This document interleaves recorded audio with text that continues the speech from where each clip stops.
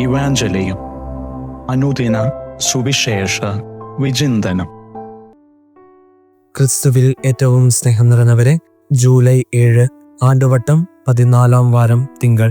തിരുസഭാ മാതാവ് വചനവിചിന്തനത്തിനായി നമുക്ക് നൽകുന്ന സുവിശേഷ ഭാഗം വിശുദ്ധ മത്തായിയുടെ പരിശുദ്ധ സുവിശേഷം 9-ാം അധ്യായം 18 മുതൽ 26 വരെയുള്ള വാക്യങ്ങളാണ്.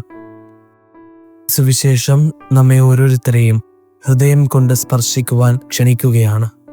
സുവിശേഷത്തിൽ 2 അത്ഭുതങ്ങൾ നമ്മൾ കാണുന്നു.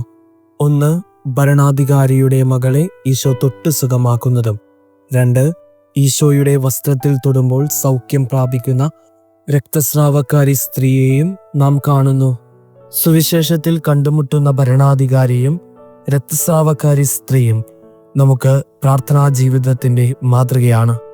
ആഴമുള്ള വിശ്വാസ ജീവിതത്തിന്റെ ഉത്തമ ഉദാഹരണങ്ങളാണ് ഈ 2 പേരും. പ്രത്യാശയോടും വിശ്വാസത്തോടും കൂടെ നാം അർപ്പിക്കുന്ന പ്രാർത്ഥനകൾ ദൈവസന്നിധിയിൽ കേൾക്കപ്പെടും എന്നുള്ള ഉറപ്പ് ഇന്നത്തെ സുവിശേഷം നമുക്ക് നൽകുന്നുണ്ട്. പ്രത്യാശയുടെ തീർത്ഥാടകരാകുവാനുള്ള ആഹ്വാനത്തോടെ നാം ഓരോരുത്തരും ജൂബിലി വർഷത്തിലായിരിക്കുമ്പോൾ പ്രത്യേകമായി ഇന്നത്തെ വചനം നമുക്ക് നൽകുന്ന ആദ്യ പാഠം നമ്മുടെ പ്രാർത്ഥനകൾ കൂടുതൽ പ്രത്യാശ നിറഞ്ഞതാകട്ടെ. സുവിശേഷം വായിക്കുമ്പോൾ ഏറ്റവും ആദ്യം മനസ്സിലേക്ക് കടന്നു വരിക വിശുദ്ധ പൗലോസ് അപ്പോസ്തലൻ റോമാക്കാർക്ക് എഴുതിയ ലേഖനം 15-ാം അധ്യായം 13-ാമത്തെ വാക്യമാണ്. പൗലോസ് അപ്പോസ്തലൻ റോമായിലെ സഭയ്ക്ക് നേരുന്ന ആശംസ ഇപ്രകാരമാണ്: പ്രത്യാശയുടെ ദൈവം നിങ്ങളുടെ വിശ്വാസത്താൽ സകല സന്തോഷവും സമാധാനവും കൊണ്ട് നിങ്ങളെ നിറയ്ക്കട്ടെ. അങ്ങനെ പരിശുദ്ധാത്മാവിന്റെ ശക്തിയാൽ നിങ്ങൾ പ്രത്യാശയിൽ സമൃദ്ധി പ്രാപിക്കുകയും ചെയ്യട്ടെ. സുവിശേഷത്തിൽ നമ്മൾ കണ്ടുമുട്ടുന്ന 2 പേരും, ഭരണാധികാരിയും രക്തസ്രാവക്കാരി സ്ത്രീയും, യഥാർത്ഥത്തിൽ പ്രത്യാശ നഷ്ടപ്പെട്ടു പോകേണ്ടവരായിരുന്നു. എന്നാൽ അവർ നിരാശരാകാതെ ക്രിസ്തുവിൽ പൂർണ്ണമായി ആശ്രയിക്കുകയാണ് ചെയ്തത്.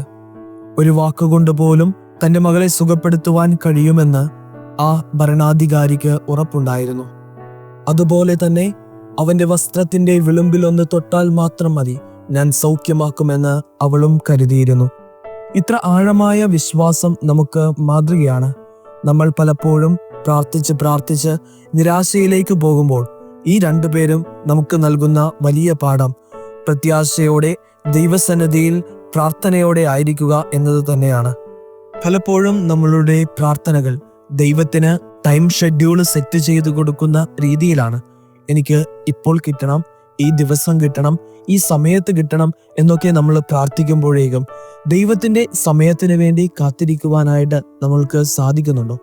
യഥാർത്ഥത്തിൽ പ്രാർത്ഥനയെന്ന് പറയുന്നത് ദൈവത്തിന്റെ ഹിതത്തിനനുസരിച്ച്, ദൈവത്തിന്റെ സമയത്തിനനുസരിച്ച് എൻ്റെ ജീവിതത്തെ രൂപപ്പെടുത്തുന്നതാണ്.